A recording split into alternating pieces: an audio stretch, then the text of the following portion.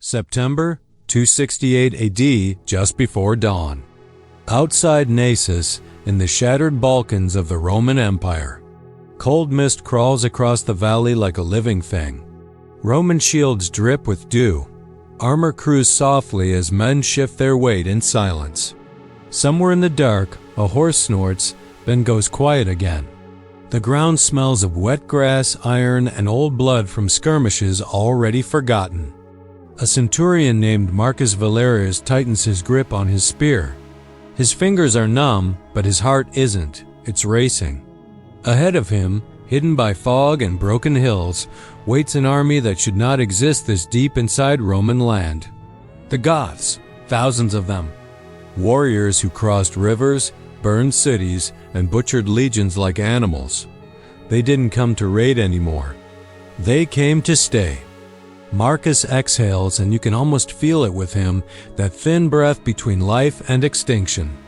Because if Rome loses today, there is no fallback line, no second army, no miracle waiting behind the hills. There is only collapse.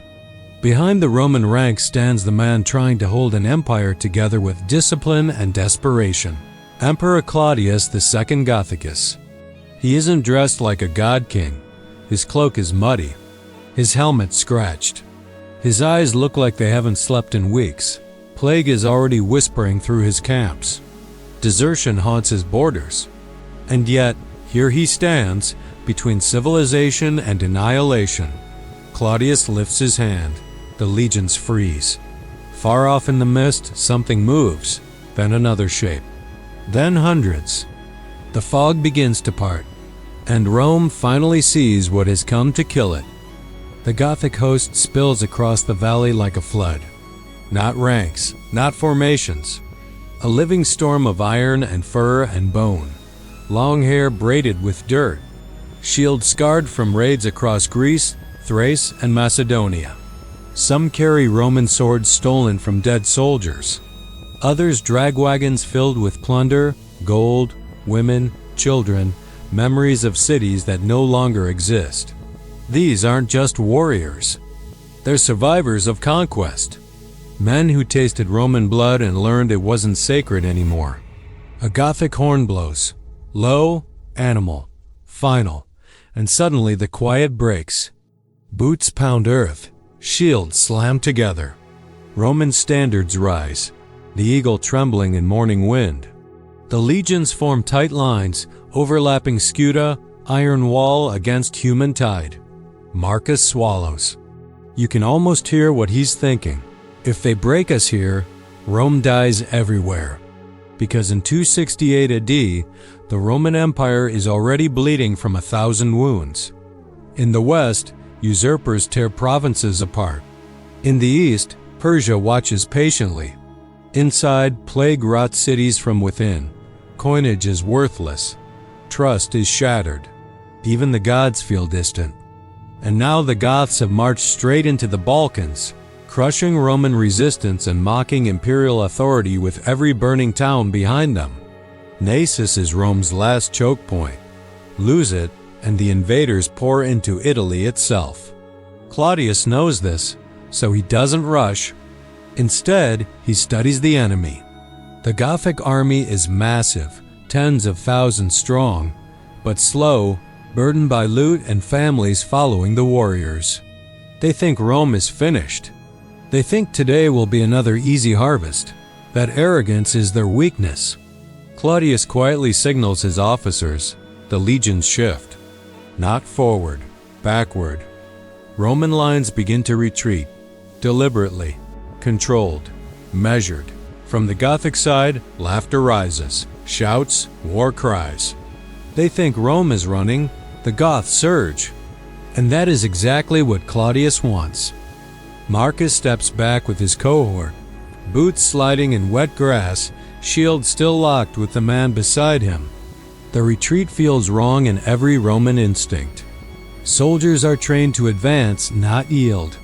But Claudius has given a dangerous order. Draw them in, stretch them. Let their hunger outrun their discipline. The Gothic mass chases, formation dissolving into chaos.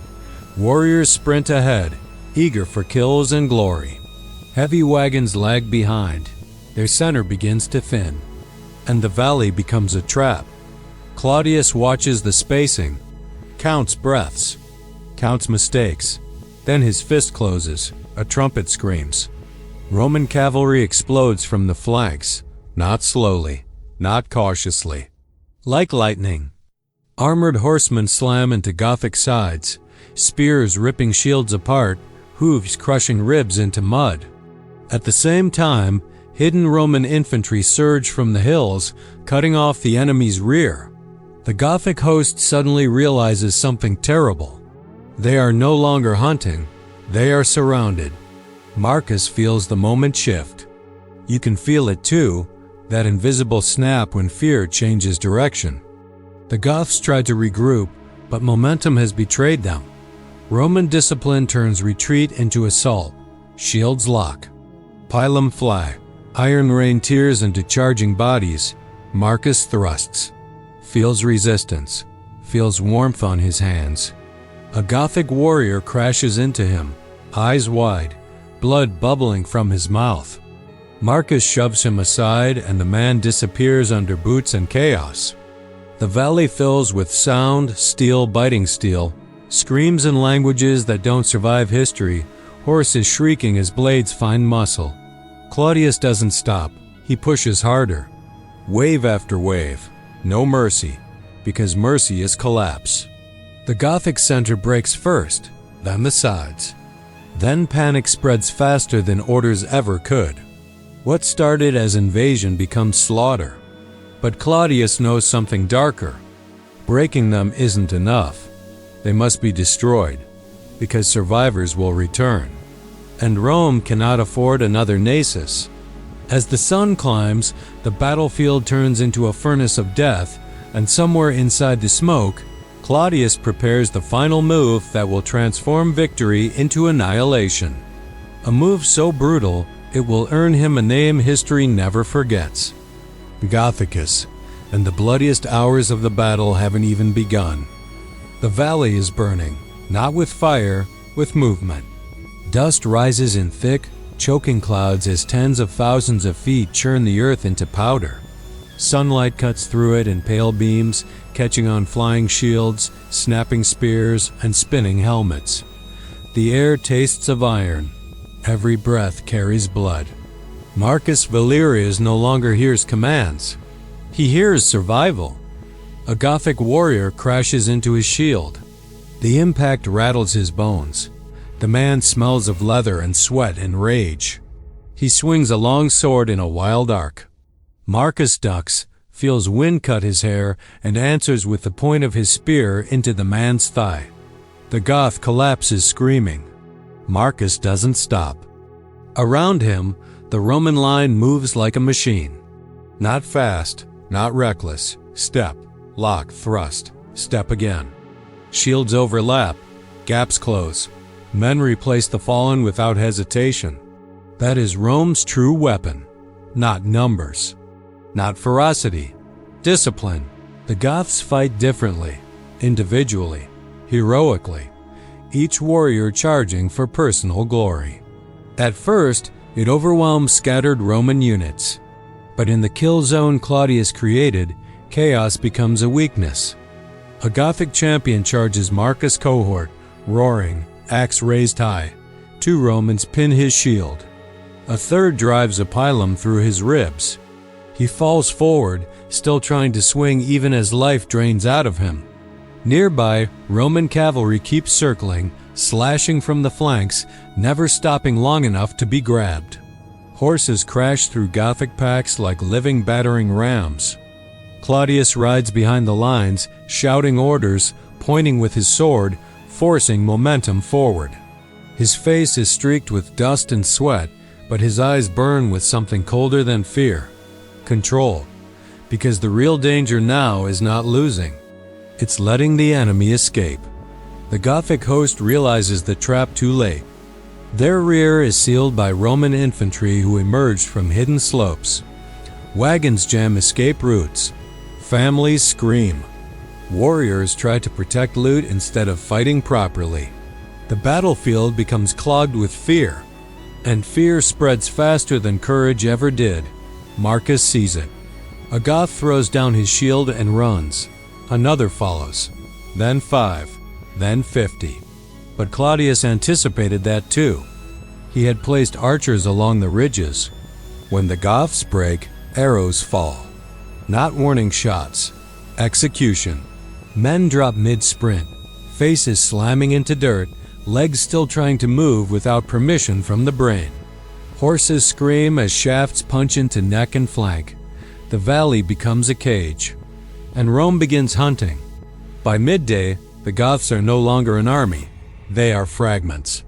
Clusters of survivors trying to escape the Roman tide closing around them. Claudius orders no rest. No pauses. No prisoners for warriors. Every hour the Goths live is another future invasion, so the Romans push. Marcus feels exhaustion claw at his shoulders. His arm burns with every thrust. Sweat pours under his helmet, blinding him. He wipes blood from his eyes, not knowing whose it is. At one point, he stumbles over bodies piled so thick they feel like a floor instead of ground. A Gothic boy, barely older than 16, charges him with terror in his eyes. Marcus hesitates half a second. The boy doesn't. Steel meets flesh, and Rome moves on. You can almost feel what Marcus feels, that silent moment where survival murders mercy before thought can interfere. Because Naissus isn't heroic. It's necessary. As afternoon bleeds into evening, Claudius unleashes his final pressure. The Roman cavalry splits into wedges and plunges straight through the remaining Gothic center, tearing it apart from inside. Infantry surge behind them, sealing every hole. The Goths tried to form circles. Too late. They tried to negotiate. Too late. They tried to flee into forests. Claudius had already blocked the tree lines. It becomes systematic, cold, mechanical, a killing field. Ancient sources later claim tens of thousands of Goths died at Naissus. Some say 50,000, some say more. The exact number is lost to smoke and exaggeration, but one truth remains. The Gothic invasion of the Balkans ends here. By sunset, the valley looks unreal. Broken wagons burn softly. Shields float in puddles of blood. Ravens already circle overhead, sensing opportunity before silence arrives. Marcus stands shaking, leaning on his spear. His ears ring. His mouth tastes like copper. Around him, Romans drop to their knees, vomit, laugh hysterically, or stare at nothing. Victory doesn't feel triumphant. It feels heavy. Claudius dismounts and walks among his men. He doesn't smile. He doesn't celebrate. He looks at the dead Gothic bodies piled against Roman formations and understands what this victory truly cost. Rome is saved. But only because it became something ruthless enough to survive. And yet, something still isn't finished, because not all Goths died at Naissus. Thousands escaped into the hills, wounded, hungry, angry, and desperate people do desperate things. Claudius knows the war isn't over just because the battlefield is quiet. So as night falls, he gives an order that will transform pursuit into extermination. The hunt will continue. Through forests, through rivers, through winter itself, until the Gothic threat is erased from Roman soil. And Marcus Valerius, exhausted and bleeding, hears the horns blow again, not for battle, but for the chase.